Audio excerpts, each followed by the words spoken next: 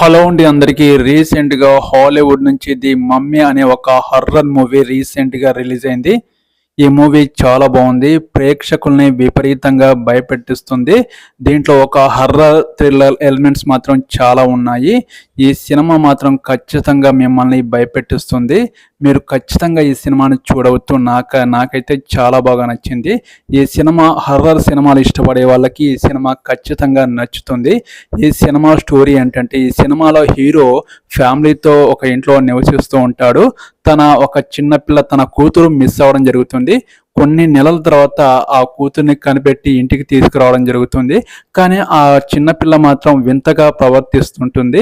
అప్పటికే the mummy లాగా ఒక దెయ్యంలాగా మారిపోయి ఉంటుంది. ఆ అమ్మాయిని మెంటల్గా డిస్టర్బ్ అయిన అమ్మాయిని ఒక గదిలో బంధించి ఉంచుతారు.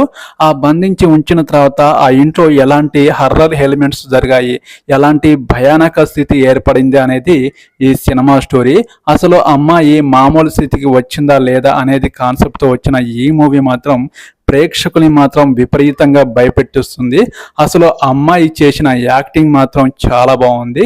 ఆ క్యారెక్టర్లో ఆ చిన్నపిల్ల తప్ప ఎవరు యాక్టింగ్ చేయలేనంతగా ఆ అమ్మాయి యాక్టింగ్ మాత్రం అదరగొట్టేసింది. ఖచ్చితంగా ఈ సినిమా చూస్తే మీరు ఖచ్చితంగా భయపడతారు. ఆ అమ్మాయి దెయ్యం రూపంలో చేసిన యాక్టింగ్ మాత్రం ఖచ్చితంగా మీ గుండెల్లో దడబుట్టిస్తుంది. నాకైతే ఈ హర్రర్ సినిమా మాత్రం భయాన్ని పుట్టిస్తుంది. నాకైతే ఓకే, పర్లేదనిపించింది. మీకు కూడా ఖచ్చితంగా నచ్చుతుంది, ఖచ్చితంగా మిమ్మల్ని భయపెట్టిస్తుందని నేను అనుకుంటున్నాను.